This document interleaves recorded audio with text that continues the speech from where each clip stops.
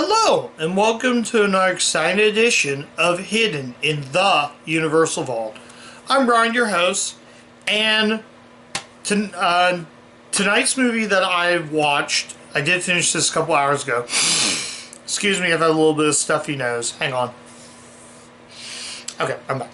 Anyways, so tonight's movie is a little known film that was made. We're going back to the 1960s this year, and the movie I'm talking about, and I'm gonna talk about, and the movie stars Audrey Hepburn, Cary Grant, alongside James Coburn, George Kennedy, and Walter Matthau, directed by the great Stanley Donnelly. Charade. Now, I watched this off of The Truth About Charlie. Now, I have reviewed The Truth About Charlie, and most of you are wondering about this movie, and I liked it. I did review it, I believe, last year, but I want to talk about the original Charade. So, yeah, as you can see, I'm watching the original Charade. I'm going to show it right there. I don't know if you can see in the photo, but on here, it does include Charade. So, yeah, I'm not talking about The Truth About Charlie, but if you do want to watch that review, I have it on the channel. But yeah, I'm going to put that down since that's not what I'm reviewing. But Charade is a movie that was released in the 1960s, 1963? Might have been 62. It doesn't say on the back of the DVD. But I'm going to try to figure out what it's about. Hang on a sec, guys. Let me go ahead and I'm going to stop it right now, and then I'll come back to it. Alright, I'm back. So, I did pull Wikipedia on my phone, so I'm going to kind of look at Wikipedia while I'm reviewing this. But the movie Charade stars Cary Grant and Audrey Hepburn. So, Hepburn plays Regina. Now, Regina is a woman who's visiting the Swiss Alps in France. So, she's vacationing in France. In the remake, it was Thandie Newton who played the Audrey Hepburn role, and Mark Wahlberg is in the Cary Grant role.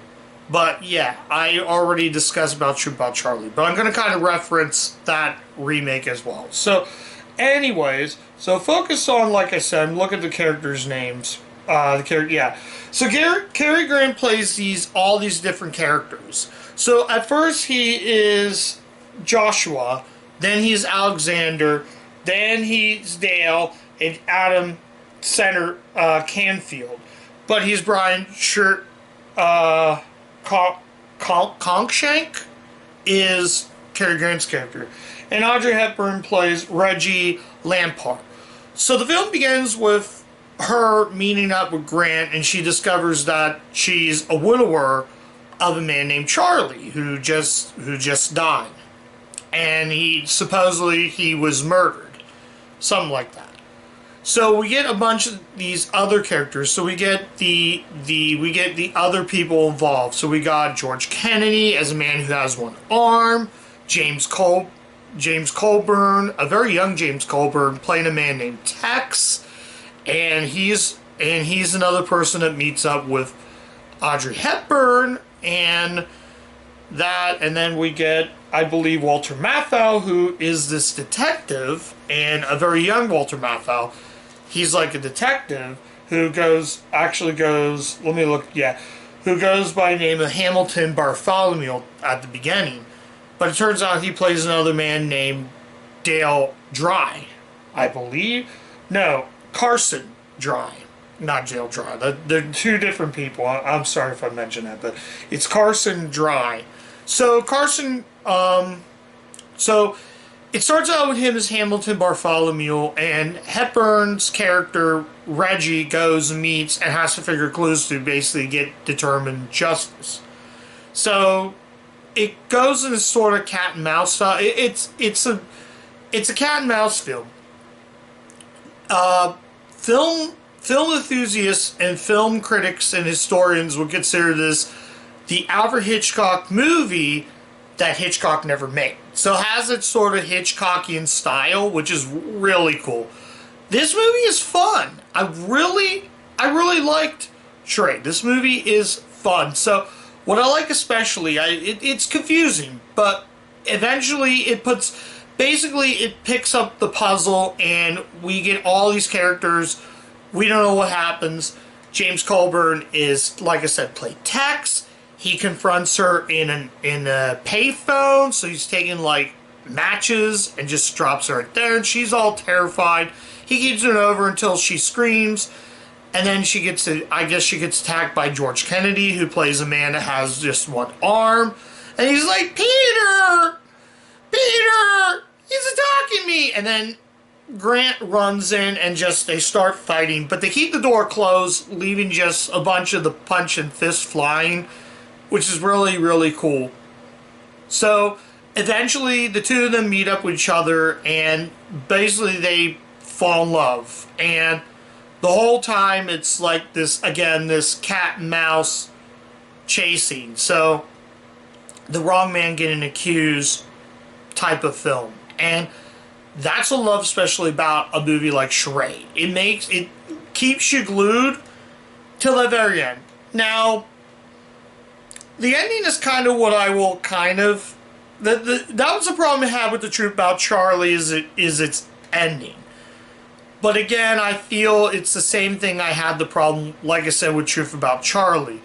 The ending kind of just gives you a cop-out. It's a cop-out of an ending. I wish the ending was had a little more meat to it. This suspense is there. There's times where you feel real bad, and then at times there's Hepburn has to guide this young man, and he's trying to find clues, and he can only speak French. So it looked like the movie was shot entirely in France, and I gotta give Stanley Donnelly credit. This is coming from a man who made the Technicolor musical Singing in the Rain. So this was definitely a different take for this. The score by Harry Mancini is great, and the title card was actually done by Maurice Bender. He actually did the title card for the Bond films, from Dr. No all the way to License to Kill.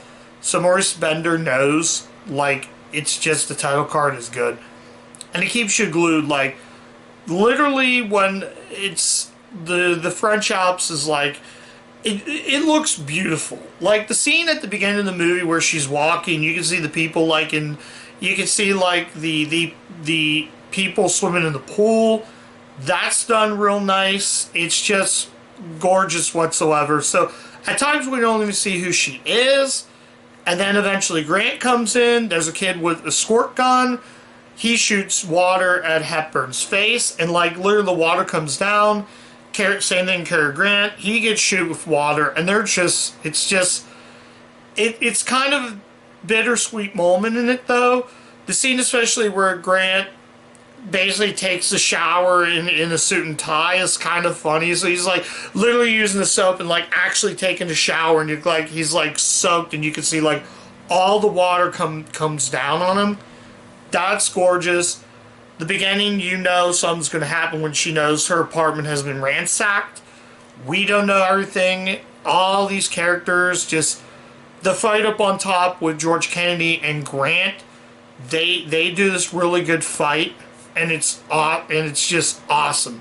The cinematography, I love these old like 60s movies that the cinematography works great. The cinematographer, like everybody in this just did a hell of a job. So yeah, although the ending kind of, like I said before again, the ending is my only complaint, what almost would be a near masterpiece of a movie. I did almost sleep through this, but that's not the movie's fault, that's me not getting enough sleep. But I really enjoyed the movie. I was trying to keep my eyes open, but I couldn't, I don't know how. So there might have been some things I missed. The same thing with, again, going back to the truth about Charlie. I will say this. I will say it for the most part. I think this is where I believe the original is much stronger. I don't know what I read the remake, and I thought the remake was just average, mediocre at best. This is a near classic, if it wasn't for that ending. I'll kind of talk a little bit about how that ending is. So they're in the train, she's getting chased, they think Cary Grant's the murderer, and then Hepburn's character, Reggie, she's saying, no, you did something about that. Are you going to kill me? You're a murderer! And she's running, and he's chasing her down the train station. She's trying to hide, but then Grant's saying, please, I'm not the murderer. Please come back. And they're just running really fast. They're running for the train station like that. He pops right in the train station. She makes it there. The door's locked, and she's like she's like that. And then she gets out. They start chasing. Eventually ties down that Walter Matthau is actually the murderer.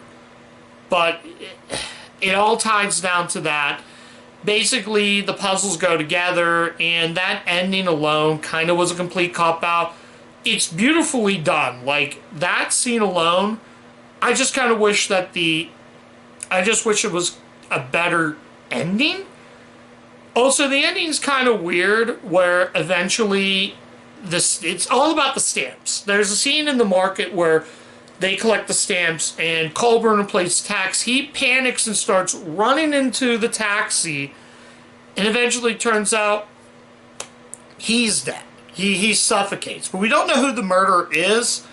The same thing happened to George Kennedy's character. He drowns in a bathtub, and Tex, his face, he suffocates. And Hepburn looks at that, and that's how we get to the whole chase through the train.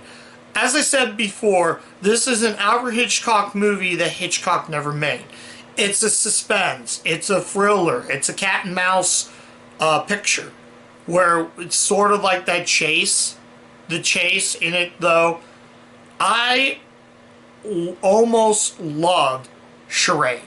I feel like that movie alone is so good. Cary Grant is phenomenal. I don't think I ever sat through a Cary Grant movie, but after watching this, I had to watch some of his other his whole entire filmography, because he is just incredible. Like, for a guy that was getting up in age, he sure can run. Hepburn, who is gorgeous. Now, I have covered, the only other Audrey Hepburn movie I covered on my channel was Steven Spielberg's Always, but she didn't have much of a role in that. She is extremely gorgeous. Like, that woman is, like, super gorgeous. And, yeah. And I loved her character. I think the acting is extremely solid whatsoever. Stanley Donnelly as a director, I think he's really good. This is actually based on a book called The Unexpected Wife, which is what this movie is based off of. The screenplay is done by Peter Stone. I want to talk about the crew in this. So, Stanley Donnelly directed this, with a screenplay by Peter Stone. The cinematography by Charles Lang is just great. The music by Harry Mancini is awesome. Top rate. All of them are just those people should just get Oscars, and just really, really well made. And I gotta give credit for what it is. It is a little long. Let me see. Yeah, it was 1963. So I had to double check the year that was. But I'm trying to think of anything else. I'm kind of going through this summary. Yeah. So yeah, it's really good. I might miss some things in this, but the scene alone at the end, I kind of wish that ending had more. I wish it had more meat to it. I might have gave away how that ends, but I mean, you get the idea. I really, really, really love Charade. It's a near classic. If the ending had a little more bite to it, this would be a masterpiece all over. I love this movie. You can actually watch this. You can watch this if you do want to check this movie out for yourself. It is available on the lakeshorepbs.org website. I'll try to leave a link on the bottom. I don't know if it's on the website, but if I do find it, I'll leave a link on the bottom. You guys can check the movie out. So it is available for free that way. There are tons of options to watch this movie. But if you want to check the film out for yourself and you don't want to spend the cash, it's available on that website to watch for free. But I highly, highly recommend you check out Charade. I think as a film, it is amazing from start to finish. I don't have the actual cover, but if you have not seen Charade, definitely check this movie out right here. I'm just going to put it right here. So if you guys want to check that out, you can. I don't know if you can see it real well. But yeah, so let's go ahead and rate this movie. And I am going to give Charade a 4 out of 5. And the reason I gave it a 4 out of 5... The reason I gave it a 4 out of 5 is its ending. I thought the ending was kind of more of a cop-out. It's the problem I had with the remake. To Called the Truth About Charlie was that ending. Oh, and Tim Robbins was in the math out character in the remake. But like I said again, I will say easily, if I had to pick between one or the other, if I had to pick between rewatching The Truth About Charlie or rewatching Charade, I'll rewatch Charade anytime. So this movie, I'm not 100% sure if this is going to be in my 10 best list. It might. I don't know. I'm going to probably put this in the honorable mentions until I decide if this is going to go on or not. Because I'm tempted to put this on the 10 best list. But it is really good. It is well made. Everything in the film is just amazing. It's a near masterpiece. But the flaw I had just couldn't let me bump it up to a higher rating than that. So, like I said again, if you do want to check out The Truth About Charlie, again, link will be on the bottom for the Lakeshore PBS website if it's still available to watch. But whatever you do, definitely give Charade a watch. If you just want to dive into film history and like me, you want to take a look at some classic Universal like I did, definitely check out Charade. It didn't get me bored. Like I said, I almost slept, but that wasn't the movie's fault. That was my fault because I didn't get enough rest. But yeah, that's my review of Charade. Thank you guys so much for watching. If you do like what you see on the channel, like, comment, subscribe, click the bell, ring the bell to get all my video notifications so you don't miss out on a video. I'm on Letterboxd, guys. So you guys can check me out there as well. And I rate the movie before I put it up there, before I upload it. So yeah, and that's it. And as always, keep watching those Universal movies, and I'll catch you guys next time. Bye.